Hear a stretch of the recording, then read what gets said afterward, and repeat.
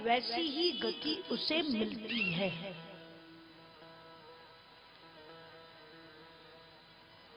ध्यान देंगे इस बात पर।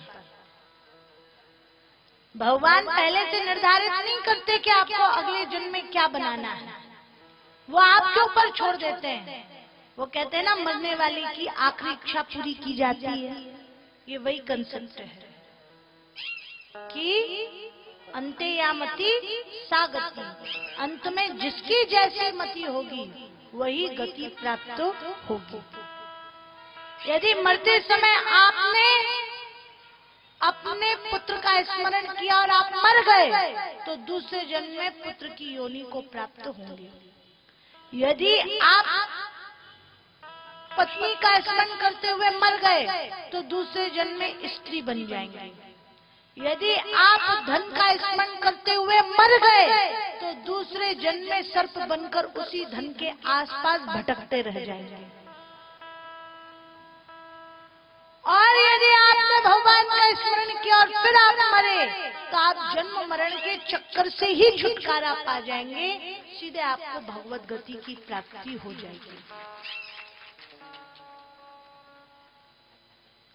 अब इसमें ध्यान देने वाली बात और,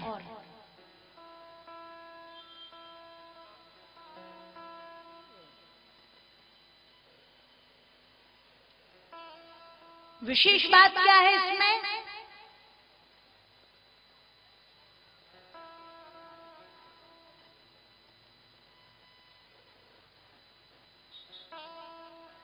जिससे व्यक्ति अधिक प्रेम करता है उसी का अंतिम समय में स्मरण करता है। यदि पुत्र से अधिक प्रेम है तो ही मरते समय बेटा याद आएगा, पत्नी से अधिक प्रेम है तो ही मरते समय पत्नी का स्मरण होगा, धन से अधिक प्रेम है तो मरते समय पैसा ही याद आएगा। बहुत से लोग हैं जो पैसा करते करते ही मरते हैं। एक बार क्या हुआ, एक सेठ जी मर रहे थे। मरते हुए उनने अपने परिजनों को पुकारना चालू कर दिया। अब सारे परिजन उनकी सांस को देखकर समझ ही गए थे कि बस इनका आखिरी समय है, तो सब उनको घेरे ही खड़े थे। उनने पुकारना चालू किया, अरे श्रीमती कहाँ हो? पत्नी ने कहा घबराइए नहीं, मैं यही हूँ आपके पास में। बोले बड़ा बेटा कहाँ है? बोले वो भी यही है। मंजला? बोले वो भी यही है। संजला? वो भी यही है। गंजला? वो भी यही है। छोटू? वो भी यही है। बहुएं? वो भी यही है। दो नाती पोते और थे। बोले वो कहाँ है? बोले वो भी यही है। और बहुएं थी, दो दामाद बेटियां थे। बोले वो कहाँ है? बोले वो भी यही है। दो नौकर भी थे। बोले वो कहाँ है? बोले वो भी यही है। सेठ जी चिल्लाते हुए बोले जब सब यहीं पे है तो दुकान पे गल्ले पे कौन बैठा हुआ है?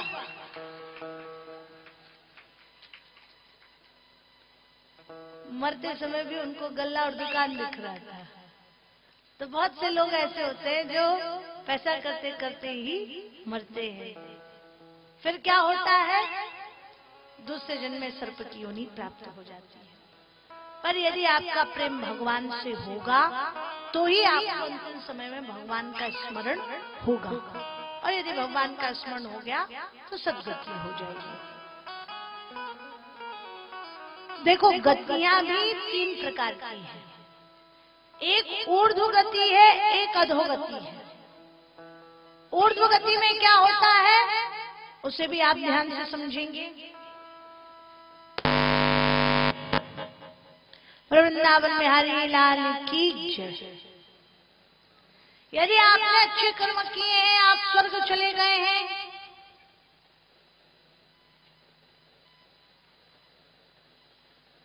अब आप स्वर्ग गए, जब तक आपका पुण्य रहा तब तक तो आप वहां रहे, परंतु आपको बाद में वहां से धकेल दिया गया जब आपका धर्म का पुण्य का खाता नील हो गया। जैसे बैंक है। वृंदावन बिहारी लाल की जय। मंच पे महाराज श्री को विराजित करेंगे।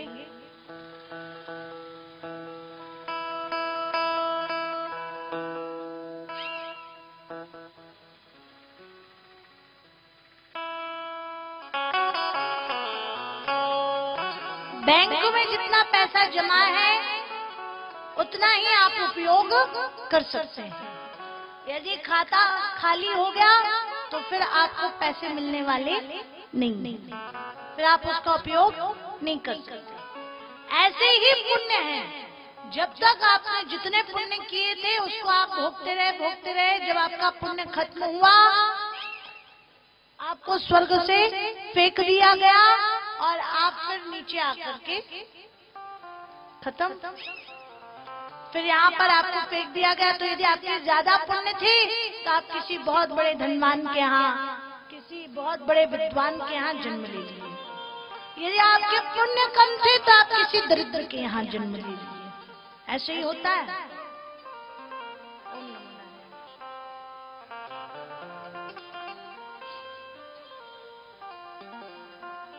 ठीक। अब दूसरी बात समझिए। यदि आपने बुरे कर्म किए थे, आप नरक गए, नरक जाने के बाद आपने यातनाएं भोगी और उसके बाद जो आपका हिसाब बचा हुआ था उसके लिए आपको फिर से धरती पर फेंक दिया गया। अभी आपने कुछ बहुत ही ज्यादा बुरे कर्म किए थे तो आप कीड़े मकोड़े बन गए। थोड़े कम बुरे कर्म किए थे तो अच्छा वाला जानवर बन गए। मतलब अधोगति में ये गति आपको मिली। एक हुई ऊर्ध्व गति, एक हुई अधोगति। परंतु दोनों ही कंडीशन में, चाहे स्वर्ग जाओ चाहे नरक जाओ, दोबारा आपको जन्म लेने के लिए धरती पर आना ही पड़ेगा। चाहे मनुष्य बनो चाहे पशु बनो, पर दोबारा आना पड़ेगा। ठीक। परंतु तीसरी होती है भगवत गति। वो भगवत गति कैसी होती है? वो तभी मिलती है जब आपने अंतिम समय में भगवान का स्मरण किया और फिर आपको प्राण निकल गए तो आपको भगवत गति मिल जाएगी। आप सीधे भगवान के धाम को जाएंगे। उसके बाद फिर आपको दोबारा जन्म नहीं लेना पड़ेगा। वही मुक्ति है, वही भगवत गति है। वो भी 4 प्रकार की होती है: सायुज्य, सारूप्य, सामीप्य और साष्टी।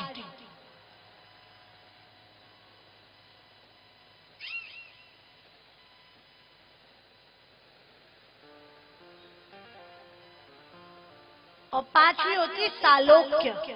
5 प्रकार की मुक्ति होती है। सालोक्य मुक्ति में क्या होता है? भगवान अपने समान लोक भक्त को दे देते हैं। जैसे भगवान ने ध्रुव को ध्रुवलोक प्रदान नहीं किया था, और क्या दिया था? कुबेर को भगवान शिव ने अलकापुरी दे दी थी। तो कहने का तात्पर्य कि जब भगवान अपने भक्त को अपनी ही तरह एक पूरा लोक, पूरा साम्राज्य दे देते हैं तो वो सालोक्य मुक्ति होती है।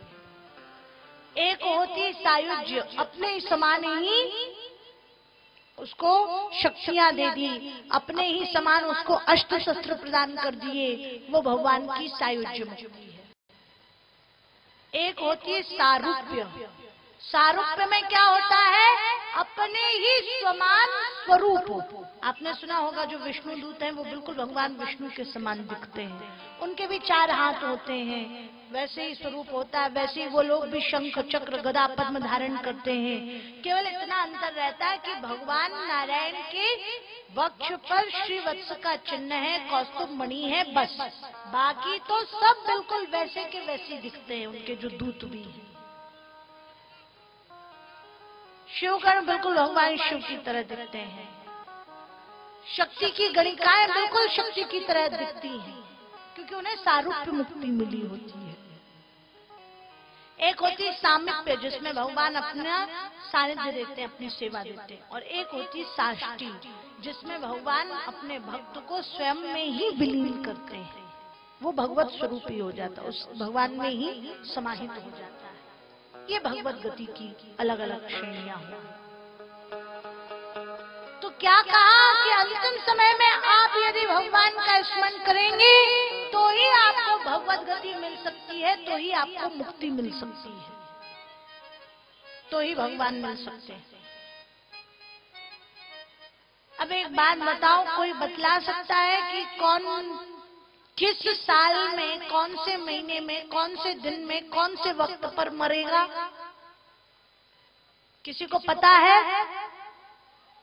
किसी को भी नहीं पता। फिर कैसे बतलाएंगे कि कैसे मतलब कब मरने वाले हैं और कैसे पता चलेगा कि क्या स्मरण करें? कई बार ऐसा होता है कि व्यक्ति कुछ अच्छा सोच रहा था और अपने आप प्राण निकल गए, तो चलो अच्छी बात है, उसकी सदगति होगी। और कभी गलती से कुछ बुरा सोच रहे थे और तभी प्राण निकल गए तो दुर्गति हो जाएगी। इसका मतलब क्या हुआ कि हर क्षण भगवत चिंतन होना बहुत जरूरी है। हर क्षण सच्चिंतन होना बहुत जरूरी है। जब आप प्रति क्षण भगवान के विषय में विचार करेंगे तभी ऐसा हो सकता है कि किसी भी क्षण प्राण निकल जाए, कोई दिक्कत नहीं है।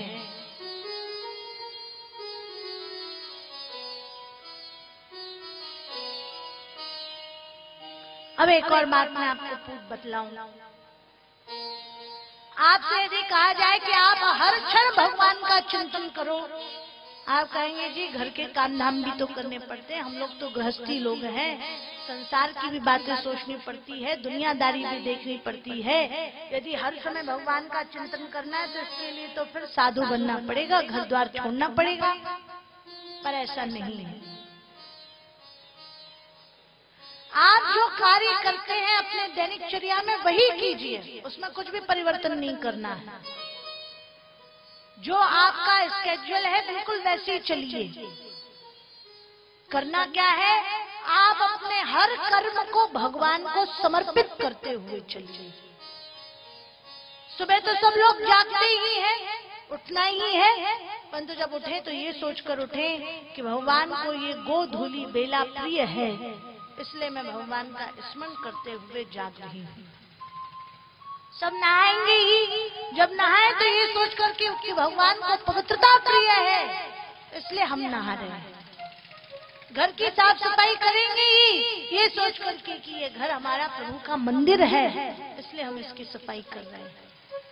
आप खाना बनाएंगे ही, जब खाना बनाए तो ये सोच करके कि ये भगवान का भोग बन रहा है, तो वो प्रसाद बड़ा उत्तम होगा, रोग नाशक होगा, सात्विक होगा। यदि भगवान के भोग के लिए भोजन बनेगा तो वो सात्विक होगा।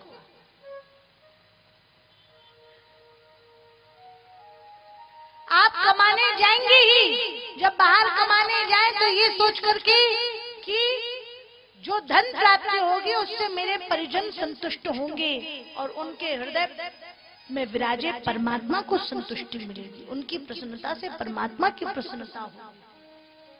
तो आप कोई भी काम करो, आप हर काम को भगवान को समर्पित करते हुए चलो। सुबह से लेकर आंख खोलने से लेकर आंख बंद होने तक प्रति कर्म को यदि आप भगवान को समर्पित करते चलेंगे तो आपकी बुद्धि को अभ्यास हो जाएगा निरंतर भगवान का स्मरण करने का। आपका हर कर्म भगवान की पूजा के रूप में परिवर्तित होता चला जाएगा, क्योंकि वो कर्म आप भगवान को समर्पित करते चले हैं। यदि गलती से कोई अशुभ कर्म भी हो गए तो उसका दोष नहीं होगा। सारे शुभ अशुभ कर्म यदि भगवान को समर्पित करते चले तो आपसे कोई पाप नहीं होंगे। और फिर इसमें निरंतर भगवान को स्मरण करने के अभ्यास की प्रक्रिया में आप इतने निपुण हो जाएंगे कि अब किसी भी क्षण प्राण निकले कोई दिक्कत नहीं है। हर क्षण भगवत चिंतन चलता रहेगा तो आपकी सदगति तय हो जाएगी, भगवत गति तय हो जाएगी।